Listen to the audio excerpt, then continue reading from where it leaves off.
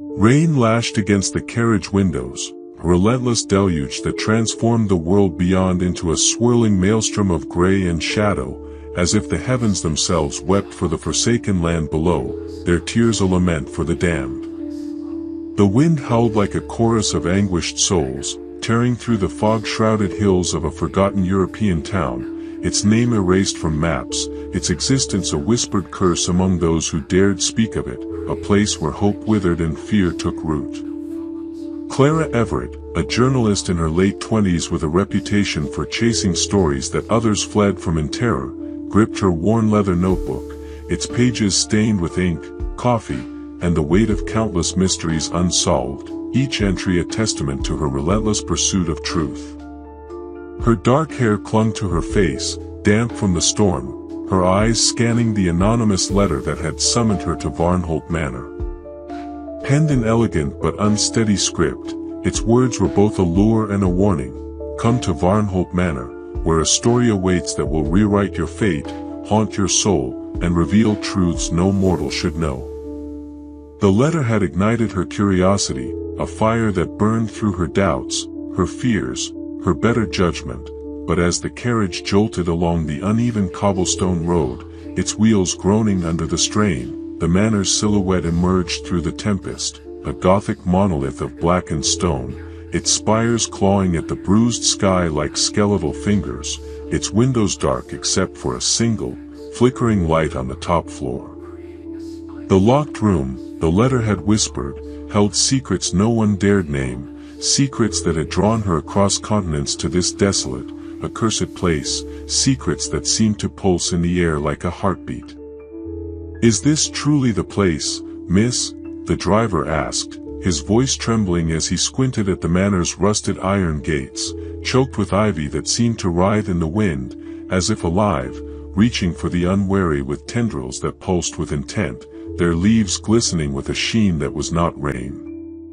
His face was pale, his eyes wide with a fear he didn't voice, his hands shaking as he gripped the reins, his knuckles white against the leather. "Yes," Clara replied, her tone resolute despite the unease knotting her stomach, a cold weight that grew heavier with every moment, as if the manor itself were pressing against her soul, its presence a living thing that knew her name. "This is Varnholt." The driver muttered a prayer in a language she didn't recognize, its syllables harsh and guttural, like stones grinding together, his hands fumbling as he unloaded her trunk, his movements hurried, as if eager to flee before the manor claimed him, his eyes darting to the gates as if they might snap shut. The gates groaned open, the sound echoing like a death knell across the desolate grounds, swallowed by the storm's fury, the air thick with the scent of wet earth and decay. Clara's eyes lingered on the flickering light above, a beacon in the darkness that felt more like a warning than an invitation, its glow pulsing like a heartbeat, erratic and malevolent. She stepped forward, her boots sinking into the mud, her coat heavy with rain, her heart pounding with a mix of dread and determination, her notebook clutched like a shield against the unknown. The carriage rattled away behind her, its wheels clattering as if the horses themselves sensed the malevolence of the place, their hooves pounding the earth in a desperate bid for escape, their whinnies lost in the wind. Inside, the foyer was a cavern of shadows, lit only by a chandelier dripping with wax, its candles casting a sickly yellow glow that barely reached the corners of the vast space, their flames flickering as if struggling to survive. Dust motes swirled in the stale air, catching the light like tiny ghosts, and the walls, lined with faded portraits of stern-faced Varnholts, seemed to watch her with unblinking eyes, their gazes heavy with judgment, their features shifting subtly in the flickering light, as if alive. The air was thick with the scent of mildew, old wood, and something sharper, metallic, like blood, its tang lingering in her throat, coating her tongue with a bitter aftertaste. A gaunt woman, Mrs. Heller, the housekeeper, greeted her with a curt nod. Her face was pale, her skin stretched tight over sharp cheekbones, her eyes darting nervously to the shadows, as if expecting something to emerge, something that had no right to exist, something that belonged to the darkness. "You're the journalist," she said, her voice low and clipped, almost accusatory, as if Clara's presence were a violation of some unspoken law, her words echoing faintly in the vast space.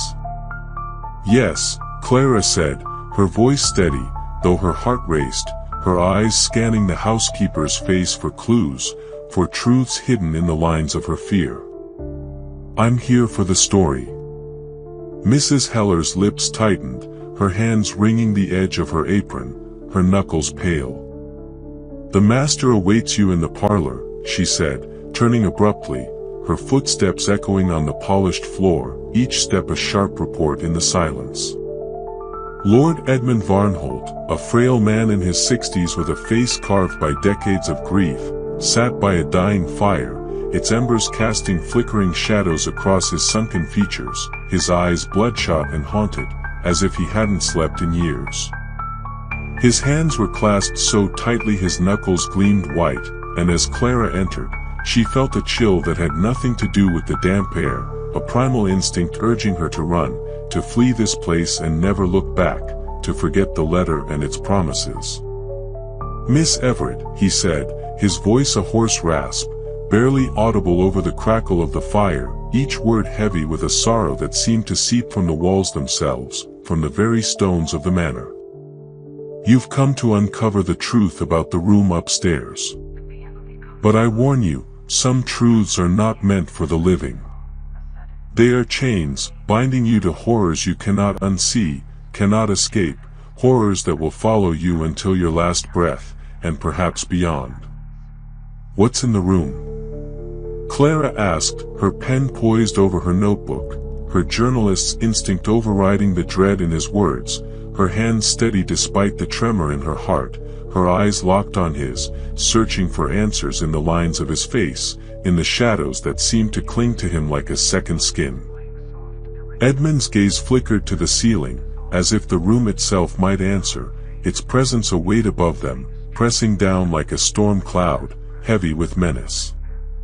"Something that does not belong in this world," he said, his voice trembling, each word heavy with fear, with resignation, with a despair that seemed to choke him. "Something that hungers, that waits. It has been here longer than the manor, longer than the Varnholts, longer than the hills themselves. It is ancient, eternal, and it will outlast us all. It feeds on curiosity, on courage, on the souls of those who dare to seek it, who dare to open its door." Clara pressed for details, her questions sharp and relentless, her voice cutting through the oppressive silence of the parlor, her pen scratching furiously as she recorded his words, her mind racing with possibilities, with fears. But Edmund deflected, his answers vague and laced with a terror that seemed to choke him, his eyes darting to the shadows as if they might betray him, as if they were listening, waiting to pounce.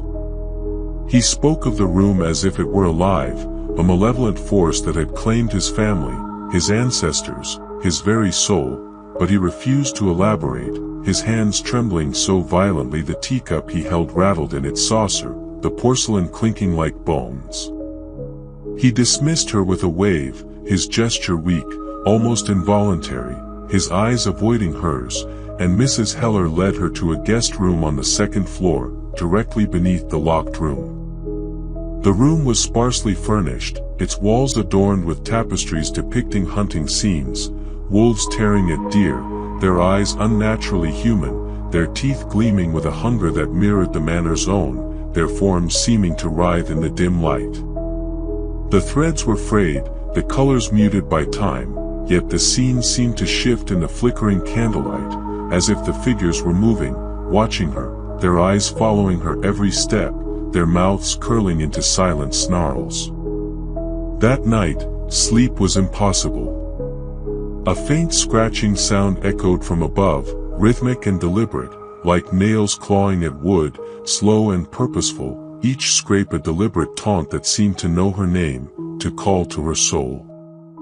Clara lit a candle, its flame trembling as if afraid, casting jittery shadows on the walls that twisted into grotesque shapes, hands reaching, mouths gaping, eyes glowing faintly, their forms pulsing with a life that was not life. She crept to the hallway, her shadow stretching grotesquely across the faded wallpaper, her breath visible in the cold air, her heart pounding like a drum in her chest. A narrow staircase led to the third floor, blocked by a heavy iron gate with a gleaming padlock that seemed untouched by rust, its surface cold and unyielding, as if it had been forged yesterday, its metal glinting with a malevolent sheen. The scratching grew louder, then stopped abruptly, replaced by a low, guttural whisper that seeped through the walls, curling around her like smoke, chilling her blood to ice, its sound a violation of the world. "Clara," it hissed, her name twisted into a mockery of sound that sent shivers down her spine, each syllable a wound, a promise of pain, of despair. "Who's there?" she called, her voice echoing in the empty corridor, louder than she intended, the sound swallowed by the manor's oppressive silence, its walls seeming to absorb her words, to mock her courage. No answer came, only the wind's mournful wail outside, rattling the windows as if trying to break free, as if the storm itself were trapped within the manor's grasp, a prisoner like her. She returned to her room, heart pounding, her breath shallow, and froze. Her notebook, left closed on the desk, now lay open. Scrawled across the page in jagged, unfamiliar script was a single word: leave. The ink glistened, as if freshly written, though her pen lay untouched, its tip dry. She touched the page, and the ink smeared on her fingers, warm and sticky, like blood, its coppery scent filling her nostrils, choking her, its warmth unnatural, alive. She stumbled back, her candle flickering wildly, casting shadows that seemed to leer at her, their forms twisting into shapes that were not human, elongated limbs, eyeless faces, mouths stretched in silent screams, their edges blurring into the darkness, their presence a weight on her soul. The next morning, Clara sought answers from the manor's staff, determined to unravel the mystery before it unraveled her, before it broke her spirit, her mind. The cook, Greta, a stout woman with a perpetually sour expression, deflected her questions with grunts, her hands busy kneading dough as if her life depended on it, her eyes avoiding Clara's, as if she feared what they might reveal, her fingers trembling as she worked. But the young maid, Elise, barely 19, was more forthcoming, her innocence a stark contrast to the manor's darkness, her eyes wide with a fear she couldn't hide. In the kitchen, over steaming cups of tea that did little to warm the chill in Clara's bones, Elise leaned close, her voice barely above a whisper, her eyes darting to the door as if expecting interruption, her hands trembling around her cup, her fingers pale and fragile. "The room's been locked for decades," she said, her voice quivering, each word heavy with dread. "They say it's cursed, that it takes people, body and soul, leaving nothing behind but echoes, but screams." "Who's they?" Clara asked, her pen flying across the page, her heart racing with every word, her mind cataloging every detail, every tremor in Elise's voice, every shadow that seemed to linger at the edge of her vision. "The village," Elise said, her voice dropping lower, as if the walls themselves might listen, their shadows lengthening as she spoke, their forms shifting subtly. "My grandmother worked here when Lord Edmund's father was master. She said Lady Beatrice Varnholt disappeared up there. One night, she went to the room and never came back. They found blood on the floor, pools of it, soaking the boards, staining the grain so deeply it's still there, red and glistening, but no body. The door's been locked ever since, but the noises never stopped. The village avoids this place, calls it the devil's house, says it's cursed, says it's alive, says it watches." Clara's pulse quickened, her mind racing with questions, her notebook filling with frantic notes, her hand cramping from the effort. "What kind of noises?" Elisa's face paled, her voice barely audible, her eyes wide with a fear that seemed to consume her hands clutching her cup so tightly it cracked, a thin line spreading across the porcelain. Scratching, whispering, sometimes screams, high and terrible, like someone's being torn apart, like their soul is being ripped from their body, like they're falling into a void. Grandmother said it's Lady Beatrice, trapped, clawing to get out, begging for release, her voice a wail that never stops. But others say it's something else. Something that watches, that knows your name, your fears, your secrets, your sins. It calls to you, and if you answer, it takes you, body and soul, forever.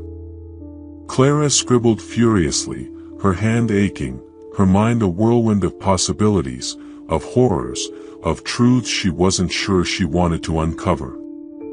She needed to see the room, to uncover its secrets, to understand why she had been summoned, why her name echoed in the shadows, why the manor seemed to know her. At breakfast, she confronted Edmund, her voice firm despite the tremor in her hands, the weight of the night's events pressing against her like a physical force, a crushing weight.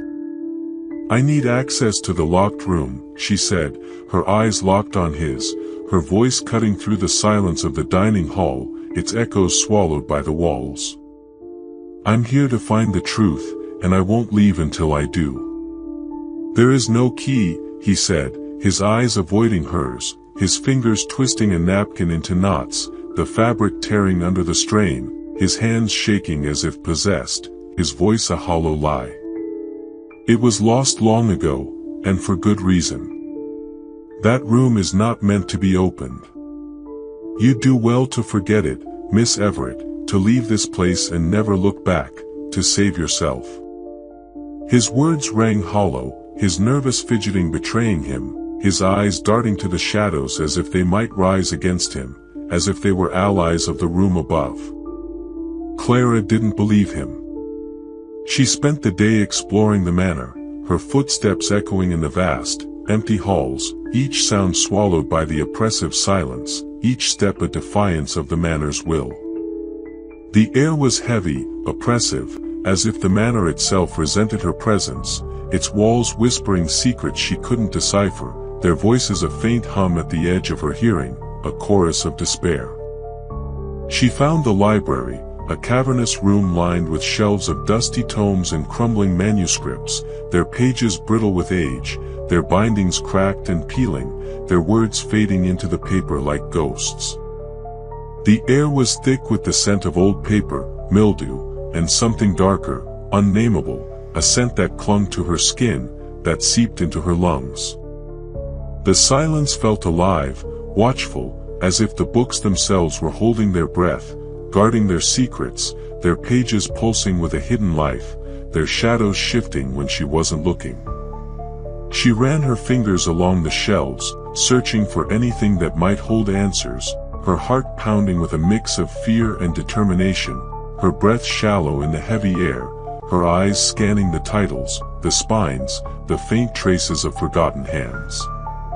Behind a loose panel in a forgotten corner, hidden beneath a pile of moldering maps and scrolls, their edges curling like dead leaves, their surfaces stained with time, she found a small iron key, its surface etched with strange, twisting symbols that seemed to writhe under her gaze, as if alive, pulsing with intent, their forms shifting like smoke. Her breath caught, her fingers trembling as she held it, the metal cold against her skin, its weight heavier than it should have been, as if it carried the burden of centuries, of souls. This was it, the key to the locked room, the key to the truth, the key to her fate.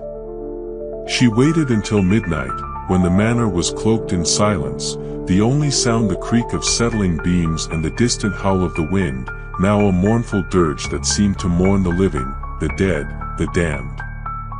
Candle in hand, she approached the iron gate, her heart pounding so loudly she feared it would wake the house, its rhythm a drumbeat in her chest, a call to battle she couldn't ignore. The key fit perfectly, and the gate swung open with a groan that echoed like a scream, reverberating through the manor, shaking the walls, the sound a warning that went unheeded, a cry that pierced the silence. The staircase to the third floor was narrow, the air growing colder with each step, as if the manor were exhaling frost, its breath laced with malice, its chill seeping into her bones, her blood, her soul. The walls seemed to pulse, the shadows shifting unnaturally, as if watching her ascent, their forms twisting into shapes that were not human, elongated limbs, eyeless faces, mouths stretched in silent screams, their edges blurring into the darkness, their presence a weight on her mind. At the top stood a heavy oak door, its lock gleaming in the candlelight, untouched by time, its surface cold and unyielding, as if it had been forged in defiance of the world, of God, of reason. She inserted the key, her hand trembling, her breath shallow, her pulse a frantic rhythm in her ears, her heart a caged bird desperate to flee. The lock clicked, a sound that seemed to echo in her bones, resonating in her soul, a sound that marked the end of one world and the beginning of another, but before she could turn the handle, a scream tore through the manor, high-pitched, inhuman, and filled with rage. It came from inside the room, so close it vibrated in her chest, shaking her to her core, a sound that promised violence, promised death, promised oblivion, a sound that was not of this world. Clara stumbled back, the scream echoing in her ears, her candle nearly extinguishing, its flame flickering wildly, casting shadows that seemed to reach for her, their fingers clawing at the air. She fled to her room, locking the door behind her, the key clutched tightly in her fist, her hands shaking so violently she nearly dropped it, her breath ragged, her heart a hammer against her ribs. She sat on the bed, the candle's flame casting jittery shadows on the walls, twisting into shapes that seemed to leer at her, their eyes glowing faintly, their mouths moving in silent whispers, their forms shifting into nightmares that clawed at her mind. What was behind that door? Why had the letter brought her here? Why did the manor know her name, her fears, her soul? The questions gnawed at her, tearing at her resolve, her sanity, her courage, but sleep was impossible, her mind replaying the scream, the whisper of her name, the ink that felt like blood, the shadows that moved when they shouldn't, the manor that seemed to breathe. At dawn, Mrs. Heller cornered her in the hallway, her eyes wild with fear, her hands wringing her apron so tightly it tore, the fabric fraying under her fingers, her face inches from Clara's, her breath hot and sour, her voice a hiss of rage and terror. "You tried to open it, didn't you?" she snarled, her voice low and urgent, almost a growl, her eyes burning with a mix of fear and anger, her hands twitching as if to strike. "You've no idea what you've stirred, you foolish girl. You've woken it, and now it knows you, knows your name, your heart, your soul." "Then tell me," Clara said, her voice steady despite the dread coiling in her gut like a living thing, its tendrils wrapping around her heart, squeezing until she could barely breathe, her eyes locked on the housekeeper's, searching for truth in her fear. "What's in that room? Why does it scare you so much? What are you hiding? What are you all hiding?" Mrs. Heller's lips trembled, her eyes darting to the ceiling as if expecting the room to descend upon them, its weight crushing them both, its hunger consuming them, its shadows swallowing them whole. "The room doesn't just hold a ghost," she said, her voice barely audible, each word heavy with terror, with despair, with a truth she loathed to speak. "It holds a debt, a pact made long ago, sealed in blood, in souls, in screams. The Varnholts built this manor on cursed ground, ground soaked in the blood of those who came before, ground that remembers, that hungers, that never forgets. The room is its heart, its mouth, its will, its hunger. If you open that door, you'll pay the price. We all will, every soul in this house, every soul in the village, every soul that ever was." Clara pressed for more, her questions sharp and relentless, her voice cutting through the silence, her heart pounding with a need to know, to understand, to fight. But Mrs. Heller fled, muttering prayers in a tongue that sounded ancient, guttural, unlike any language Clara knew, its syllables twisting in the air like smoke, lingering like a curse, their sound a wound in the world. That day, the manor seemed to turn against her, its hostility palpable, a living thing that resented her presence, its walls closing in, its shadows sharpening, its air thickening with menace.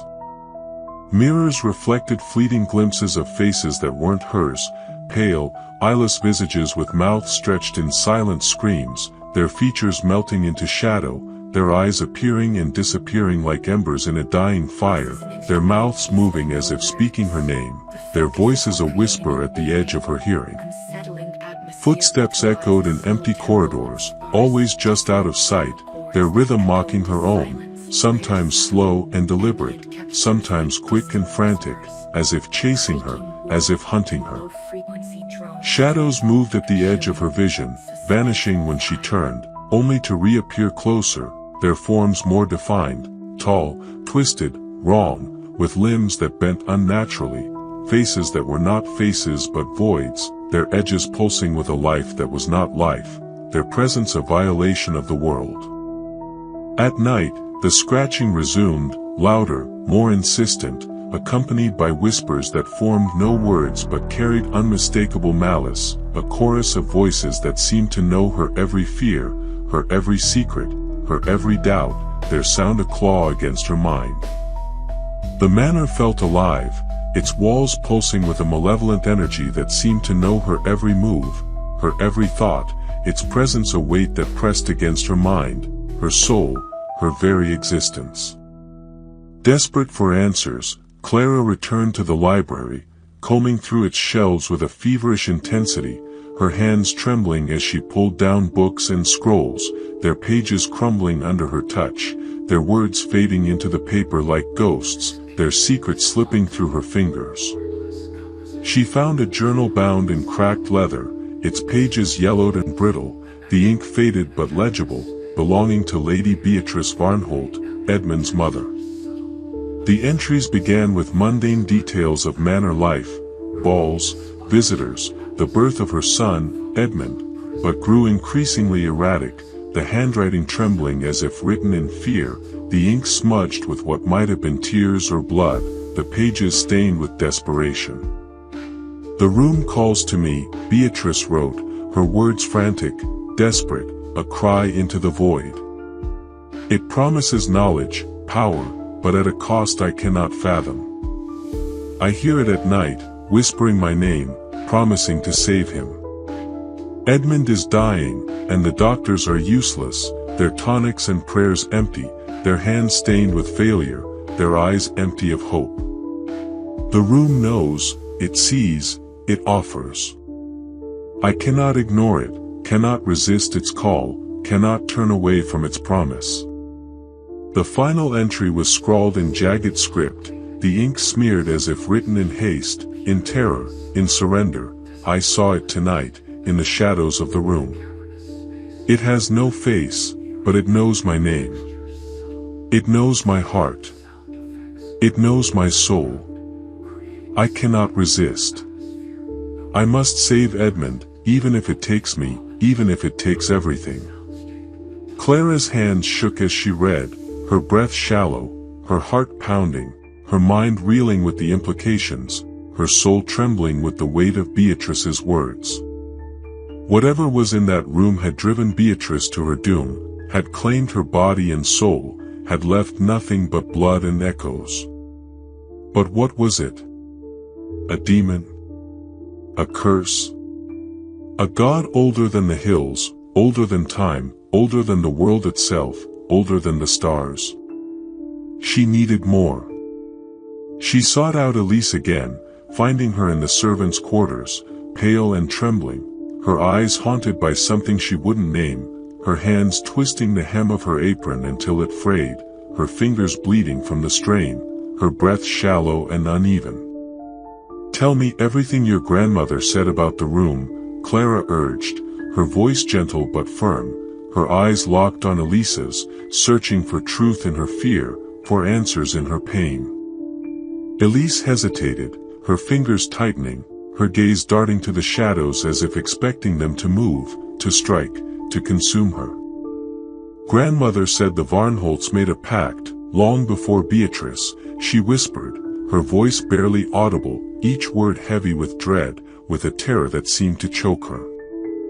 The manor was built on old ground, sacred or cursed, no one knows, no one dares know. The villagers say it was a place of sacrifice, where blood was spilled to appease something ancient, something hungry, something that never sleeps, never dies. The room was a shrine, a place to speak to, It gave the Varnholts wealth, power, long lives, but it always took something back. Blood, souls, lives, dreams. Beatrice went too far, offered herself to save Edmund, and it claimed her, body and soul, leaving nothing but her screams, her blood. Grandmother said the room never forgets, never forgives.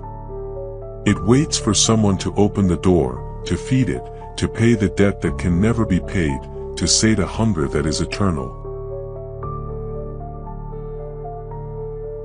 Clara's mind raced, the pieces falling into place, forming a picture of horror that threatened to overwhelm her, to break her, to shatter her soul. A pact, a shrine, a hungry entity that fed on souls, that thrived on despair, that reveled in pain. She needed to know more, but the manor's secrets seemed to tighten around her like a noose, choking her resolve, her sanity, her courage, her hope. She ventured into the village, a cluster of stone cottages huddled beneath the hills, their windows shuttered, their streets empty, their silence a testament to their fear, their air heavy with the weight of unspoken truths. The villagers avoided her, crossing themselves when she approached, their eyes filled with a terror that mirrored her own, their hands clutching charms and rosaries, their prayers a desperate shield against the darkness. But an old woman, Magda, agreed to speak, her eyes clouded with cataracts, her voice a dry rasp, her hands clutching a rosary as if it were her only anchor to the world, her fingers gnarled and trembling. "The manor's cursed," she said, her voice trembling, her fingers tightening around the beads, her eyes distant as if seeing another time, another horror. "The Varnholts made a deal with the devil, or something older, something worse, something that was here before the world, before the light. The room upstairs is its lair, its mouth, its heart, its hunger. It takes, and it never stops, never sleeps, never dies. Leave, girl, before it takes you too. Before it takes us all, before it takes the world." Clara returned to the manor, her mind a storm of fear and determination, her heart heavy with the weight of Magda's words, her soul trembling with the knowledge of what she faced. She sought out the library again, digging deeper, finding fragments of history and forgotten texts, each one a piece of a puzzle that was both a map and a trap. A ledger from the 17th century, its pages brittle and stained, spoke of the manor's construction, built on a site where the old ones had once worshipped, their altars soaked in blood, their rituals forgotten but not erased, their gods not dead but waiting. Another text, a priest's diary, described a Varnholt ancestor, Lord Albrecht, who had summoned a presence to save his family from ruin, only to lose his wife, his children, his sanity, his soul, his screams echoing through the manor for years after his death. The room, the diary warned, was a gateway, a threshold to a place beyond the world, a place of hunger and despair, a place that was not a place but a will, a hunger, a void. Clara's resolve hardened, her fear tempered by a need to end the cycle, to break the curse, to free the manor, to free herself. She sought out the village archives, braving the storm to uncover more, her boots sinking into the mud, her coat soaked through, her heart pounding with a mix of dread and defiance. She found records of disappearances, of villagers who had worked at the manor and vanished, their names scratched out as if to erase their existence, their stories reduced to whispers. A crumbling parchment, hidden in a locked chest, spoke of a ritual to bind the entity, performed by a Varnholt matriarch centuries ago, its words in a language that burned her eyes, its symbols twisting like the key's etchings. The ritual had failed, the parchment worn, its caster consumed, her soul a feast for the thing in the room. Back at the manor, Clara rallied the staff, her voice firm, her eyes fierce with determination. She convinced Elise, Greta, Lucas, Father Dietrich, and Anna, a village girl who'd lost her brother to the manor years ago, her eyes fierce with a need for vengeance, her hands steady as she carried a bundle of herbs and talismans, her knowledge of old lore a desperate hope. Lucas, grizzled and skeptical, his face weathered by years of silent knowledge, agreed reluctantly, muttering about foolish city folk as he sharpened his knife, its blade etched with symbols he claimed would protect them, his eyes haunted by memories he wouldn't share. Elise, pale and trembling, clutched a locket, a keepsake from her grandmother, her eyes haunted but resolute, her hands shaking but steady. Greta, shaken but unwilling to abandon them, clutched a rosary, her lips moving in silent prayer, her face pale but determined, her faith a fragile shield against the darkness. Father Dietrich, his faith shaken but not broken, carried a satchel of holy relics, his hands trembling as he muttered blessings, his voice a beacon in the darkness, his eyes filled with a desperate hope. Anna's presence added a new layer of resolve, her stories of her brother's disappearance fueling their determination, her knowledge of village rituals a spark in the darkness. They held a séance in the parlor, hoping to contact whatever lingered in the manor, to understand its nature, to find a way to fight it, to break its hold. The candles flickered, casting grotesque shadows on the walls, the air heavy with the scent of wax and fear, the room pulsing with a presence that seemed to watch them, to know them. Elise called out to the spirits, her voice trembling but clear, her hands shaking as she clutched her locket, its chain glinting in the candlelight, its metal warm against her skin. The air grew heavy, the temperature plummeting, the room filling with a cold that seeping into their bones, their breath visible in the dim light, their shadows twisting into shapes that were not their own, their forms pulsing with a life that was not life. A voice, not Elise's, spoke through the maid's lips, low and guttural, like stones grinding together, each word dripping with malice, with hunger, with a promise of pain. You seek the room. You seek death.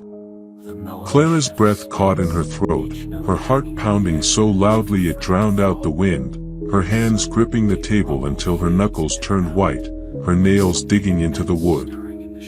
"Who are you?" she asked, her voice steady despite the fear clawing at her, her mind racing with terror and defiance, her soul trembling but unyielding. "I am the one who waits," the voice rasped, its tone a mockery of life, each word a wound, a violation, a promise of despair. "Open the door, and I will claim what is owed. You cannot escape. You are already mine, all of you, forever."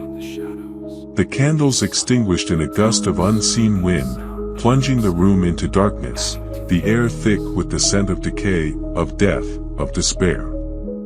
Greta screamed, her chair toppling as she scrambled back, her rosary clattering to the floor, its beads scattering like bones, like tears.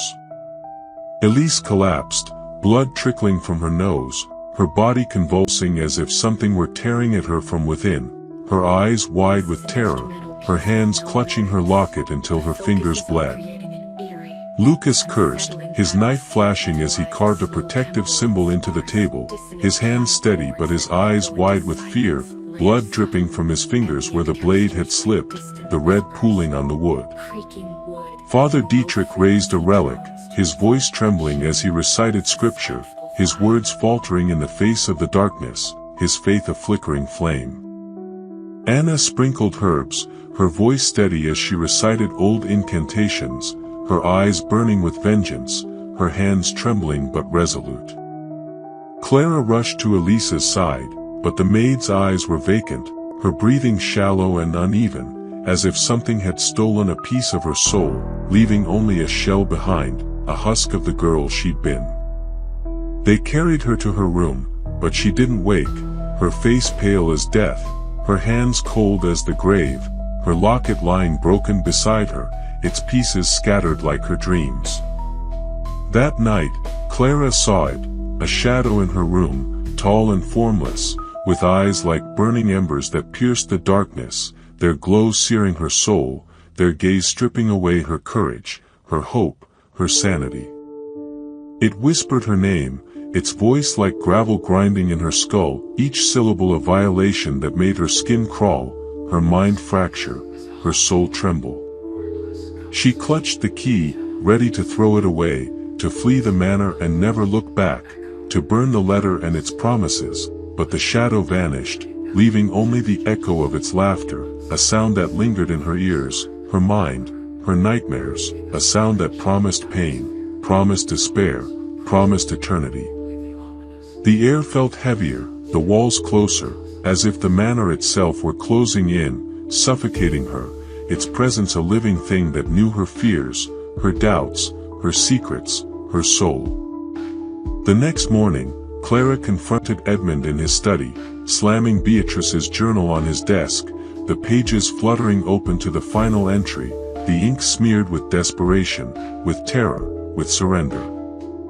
"What did your mother do in that room?" she demanded, her voice raw with anger and fear, her hands trembling with rage, her eyes boring into his, her heart a furnace of fury. "What is it, and why is it still here, why is it still hungry?"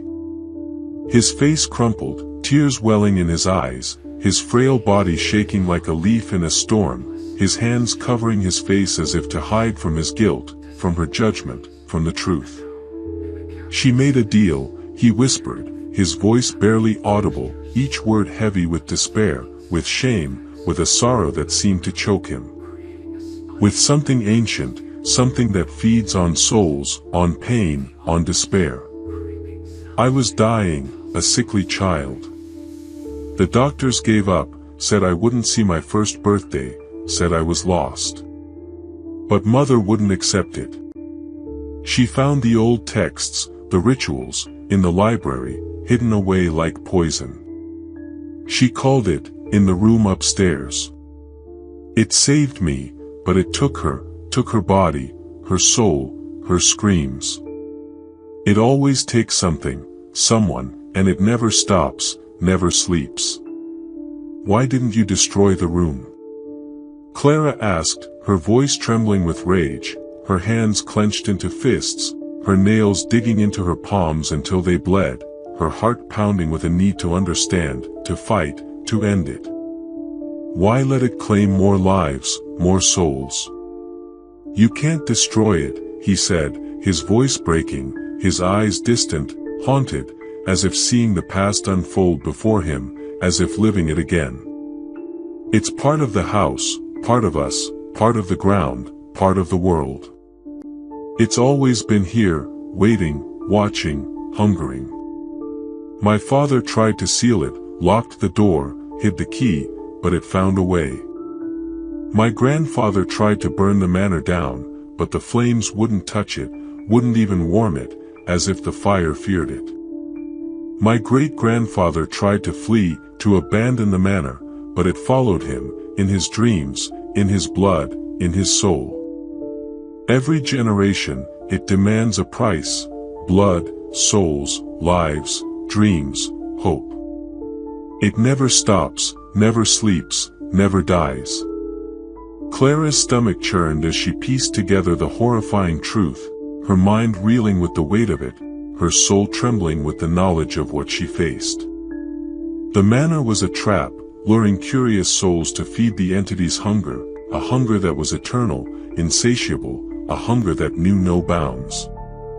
Beatrice had offered herself to save Edmund, but the entity was a glutton, claiming others who ventured too close, their screams echoing through the centuries, their souls a feast for the thing in the room. The letter, Clara realized, was no accident, no coincidence. "You sent it, didn't you?" she said, her voice cold as ice, her eyes boring into his, her heart heavy with betrayal, with rage, with grief. "You lured me here to feed it, to sate its hunger, to save yourself." Edmund's sobs confirmed her suspicion, his body crumpling like a broken doll, his hands covering his face as if to shield himself from her judgment, from his guilt, from the truth that burned between them. "I had no choice," he cried, his voice raw with despair, his tears falling like rain, staining the floor, pooling like blood. "It would take me otherwise, would take my soul, my life, my everything. The letter. I sent it. I thought a journalist, someone curious, someone bold, someone brave, would open the door. I thought it would be enough to sate it, to spare me, to buy me time. I'm sorry, Clara. I'm so sorry, more than you can ever know." Fury surged through her, hot and blinding, but she swallowed it, her resolve hardening like steel, her heart a furnace of determination, her soul ablaze against the darkness. She needed to end this, to break the cycle, to free the manor from its curse, to free herself from its grasp, to free the world from its hunger. She sought out Magda again, braving the village's hostile stares, their whispers following her like shadows, their eyes filled with a fear that mirrored her own. The old woman gave her a tattered book, its pages filled with forbidden rituals, warnings scrawled in the margins, the ink faded but legible, the words burning her eyes, twisting her mind. "It's old magic," Magda said, her voice a dry rasp, her hands trembling as she handed it over, her eyes distant as if seeing another time, another horror. "The Varnholts used it to bind the thing, but it's a chain that binds them too, a chain that binds us all. Break it, and you might free them, might free us. Or damn us all, damn the world, damn everything." Clara returned to the manor, armed with the key, the silver cross from the chapel, its altar covered in cobwebs and forgotten prayers, and the book's rituals, her mind a storm of fear and resolve, her heart heavy with the weight of what she must do. She wasn't alone. Lucas, grim but determined, joined her, his knife etched with symbols he claimed would protect them, his face set in a mask of resolve, his eyes haunted by years of silent suffering, his hands steady despite the fear that lingered in his gaze. Elise, still weak but refusing to stay behind, insisted on coming, her eyes burning with a mix of fear and defiance, her hands clutching her grandmother's locket, its chain repaired with trembling fingers, its metal warm against her skin. Greta, shaken but unwilling to abandon them, clutched a rosary, her lips moving in silent prayer, her face pale but resolute, her faith a fragile shield against the darkness, her hands trembling but steady.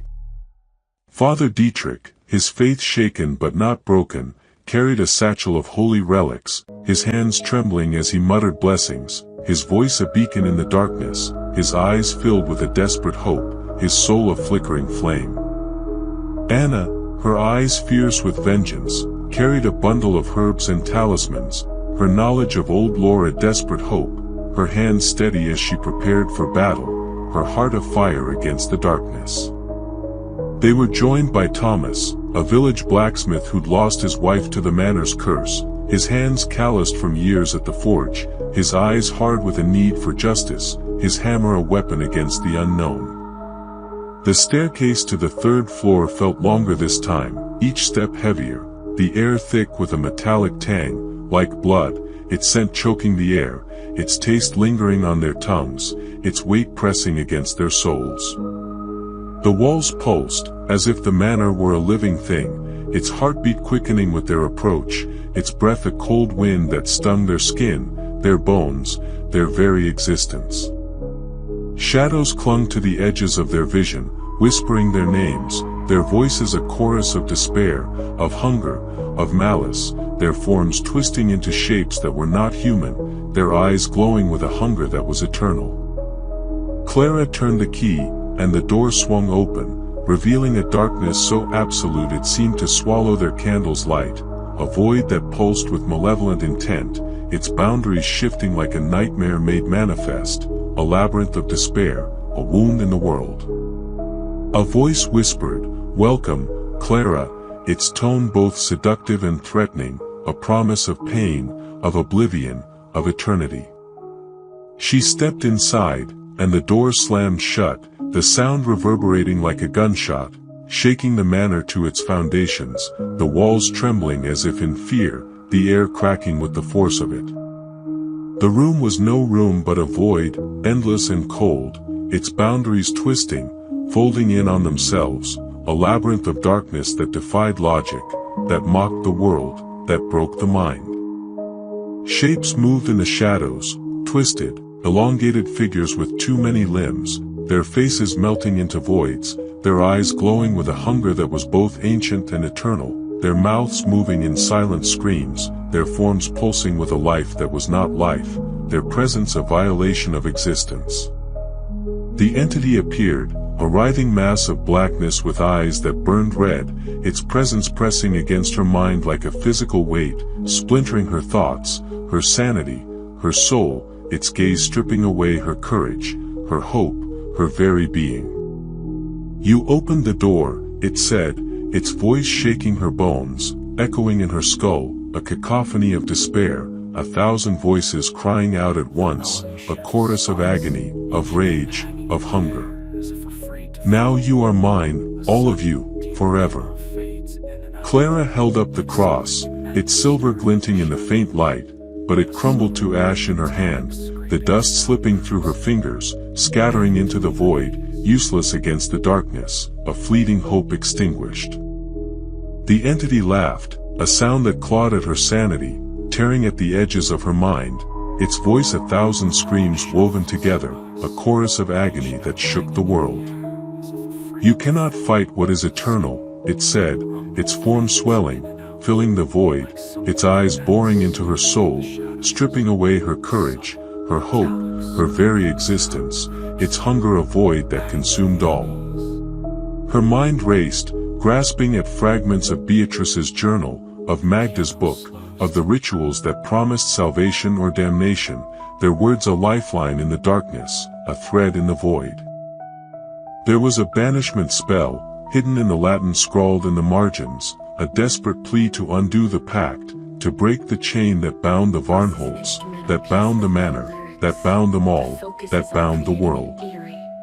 As the entity closed in, its touch like ice burning her skin, its breath a fetid wind that smelled of decay, of death, of despair, Clara recited the words, her voice trembling but resolute, each syllable a weapon against the darkness, a blade forged in defiance, a cry against the void.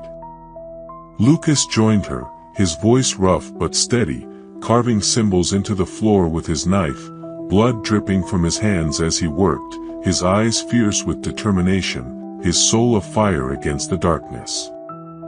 Elise chanted, her words faltering but determined, her hands shaking as she clutched her locket, its chain snapping under the strain, its pieces falling like tears, her voice a fragile thread in the storm. Greta wept, her rosary snapping in her grip, but she kept chanting, her voice a desperate prayer, her eyes wide with terror, her faith a flickering flame against the void.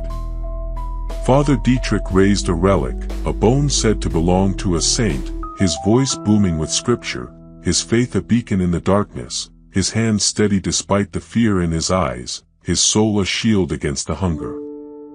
Anna sprinkled herbs, her voice steady as she recited old incantations, her eyes burning with vengeance, her hand steady as she wove protective charms, her heart afire against the darkness. Thomas swung his hammer, its metal etched with runes, his voice a growl of defiance, his strength a bulwark against the void, his soul a furnace of rage. The shadows shrieked, recoiling, their forms unraveling like smoke caught in a storm, their screams a cacophony that shook the manor, splintering beams, shattering windows, cracking the walls like bones, tearing the world apart. The void trembled, the manor groaning as if in agony, its floors buckling, its walls bleeding dark ichor, its air thick with the stench of decay, of death, of despair. The entity roared, its form twisting, its eyes blazing with fury, its voice 1,000 voices crying out at once, a chorus of despair, of rage, of hunger, of defiance. "You cannot banish me," it screamed, its words tearing at their minds, their souls, their very existence, its hunger a void that consumed all, its rage a fire that burned the world. "I am the debt, I am the pact, I am eternal, I am everything." But Clara held firm, her voice unwavering, the Latin rolling off her tongue like a blade, cutting through the darkness, each word a wound against the entity, a chain to bind it, a cage to trap it. The others joined her, their voices rising, a chorus of defiance against the void, their words weaving together like a net, a chain, a cage, their souls afire against the darkness. The entity lunged, its touch searing Clara's skin, its claws raking at her mind, her soul, its breath a wind that carried the screams of the damned, its eyes a void that promised oblivion.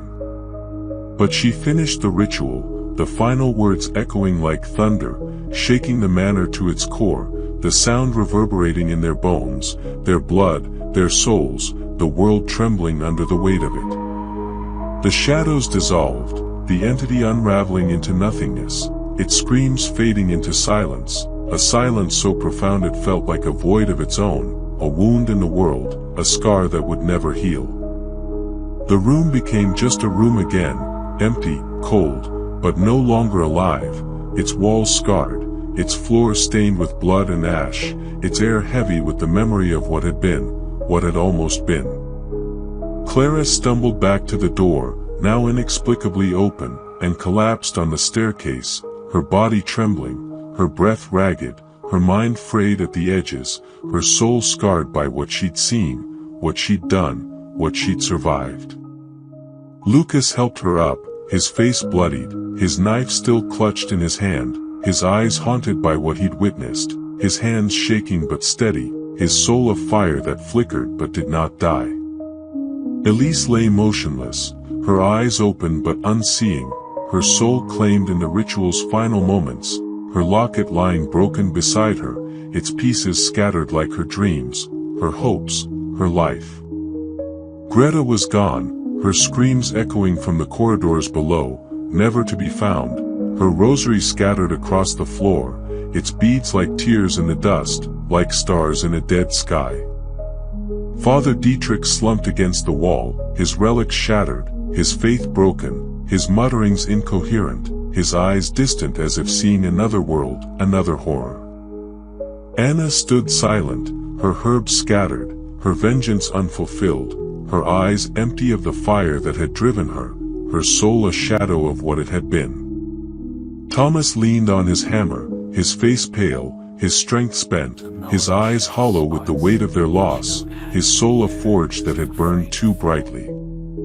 Clara confronted Edmund one last time, her voice raw with grief and rage, her hands trembling as she held the key like a weapon, its metal warm with her blood, its weight a reminder of what had been lost. "You knew?" she said, her eyes boring into his, her voice cold and unforgiving, her heart heavy with betrayal, with loss, with the weight of their sacrifice. "You knew what it would take, and you let us walk into it. You let them die, let them be taken, let their souls be consumed." He sobbed, his frail body shaking, his eyes unable to meet hers, his hands covering his face as if to shield himself from her judgment, from his guilt, from the truth that burned between them, that consumed him. "I had no choice," he whispered, his voice raw with despair, his tears falling like rain, staining the floor, pooling like blood, like sorrow. "It would have taken me, would have taken my soul, my life, my everything. I thought you could end it, could break the cycle, could free us. I thought you were strong enough, brave enough, foolish enough. I'm sorry, Clara. I'm so sorry, more than you can ever know, more than I can ever bear. You thought I'd die, Clara said, her voice cold, her heart heavy with the weight of their loss, of her own survival, of the scars she would carry forever. You used me, used us all. Their blood is on your hands, their souls on your conscience, their screams in your dreams. Edmund said nothing, his silence a confession, his tears a useless penance, his soul a ruin. He took the key from her trembling hand and shuffled to the room, locking himself inside, his voice barely audible as the door closed, its hinges groaning like a dying beast, its sound a final lament. It's not over, he whispered, his words echoing in the silence, a final warning, a final curse, a final truth. It never is. I'll guard it now, until it takes me, until it takes us all, until it takes the world. Clara stumbled from the manor, her notebook filled with a story no one would believe, its pages stained with ink, blood, and ash, its words a testament to the horror she'd faced, the lives she'd lost, the soul she'd nearly surrendered. Her hands trembled as she boarded the carriage, the driver whipping the horses without a word, his eyes wide with fear, his hands shaking as he gripped the reins, his prayers a desperate murmur, his soul a flicker in the darkness. She glanced back, the manor's silhouette looming against the dawn, its windows dark except for the top floor, where a single light flickered, as if the room were watching her leave, its hunger sated but not extinguished, its presence eternal, its gaze a weight on her soul. The carriage rattled away, the cobblestones jarring her bones, her soul, her heart, but Clara knew the truth, some doors, once opened, never truly close. The whispers followed her, faint but persistent, echoing in her dreams, her nightmares, her every waking moment, long after she left Varnholt behind. The manor was silent, but its hunger was eternal, and Clara knew, deep in her soul, that it would call again, its voice a siren song she could never escape, a shadow that would follow her to the end of her days, to the end of the world.